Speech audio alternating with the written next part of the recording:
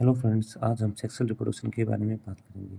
Sexual reproduction में नर और मादा आपस में मिलकर एक निश्चित होकर जाइगोट का निर्माण करते हैं। नर के अंदर नर युग्मक पाया जाता है और नर युग्मक में शुक्राणु का निर्माण होता है। और युग्मक मादा में मादा युग्मक पाया जाता है, उसके अंदर अंडाणु का निर्माण होता है। जब नर स्पर्म शुक्राणु से निश्चित होकर जाइगोट का निर्माण करते हैं। जाइगोट एक कोशिकीय अवस्था होती है और ये बहुत ही कमज़ोर अवस्था होती है। तभी हमें जब भी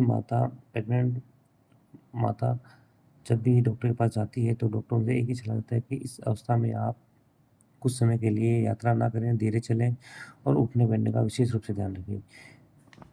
क्योंकि ये कोशिका अवस्था होती है, बहुत ही कमज़ोर अवस्था होती है। फिर ज़ायगोट आगे विकसित होकर एम्ब्रियो का निर्माण करता है।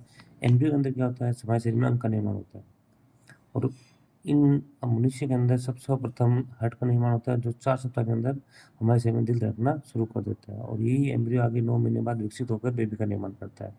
आइए हम आगे जानते हैं कि स्पर्म का निर्माण कहाँ होता है। हमारे शरीर में एक जोड़ी वृषण पाए जाते हैं। वृषण के अंदर शुक्राणु का निर्माण होता है। शुक्राणु के चारों तरफ एक झिल्ली पाई जाती है, जो उसे सुरक्षा प्रदान करती है। उसे बोलते हैं एपिडाइडिमिस। और इससे जो एक एक नली पाई जाती है, उसे बोलते हैं वास डिफरेंस, जिसका कार्य होता है शुक्राणु को पेनिस तक लेकर जाना।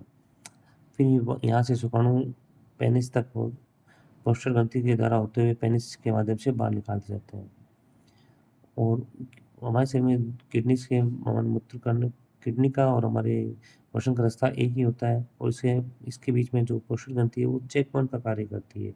जब हमारे किडनी से मूत्र का मूत्राशय में इकट्ठा होता है तो मूत्राशय से ये पोषण ग्रंथि के द्वारा होता हुआ पेनिस की द्वारा बाहर निकल दिया जाता है। और पोषण ग्रंथि हमारे शरीर के अंदर चेक पॉइंट का कार्य करती है। अगर ये पोषण ग्रंथि ना हो तो हमारे पेनिस के अंदर से शुक्राणु और मूत्राशय एक साथ निकलना प्रारंभ कर देंगे।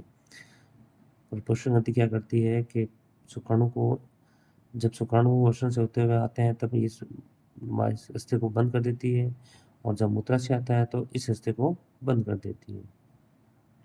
और हमारे शरीर का टेम्परेचर 37 डिग्री होता है, परंतु शुक्राणु को जीवित रहने के लिए 35 डिग्री टेम्परेचर की आवश्यकता होती है। इसलिए हमारे वृषण ऊर्ध्वाधर से बाहर लटके होते हैं।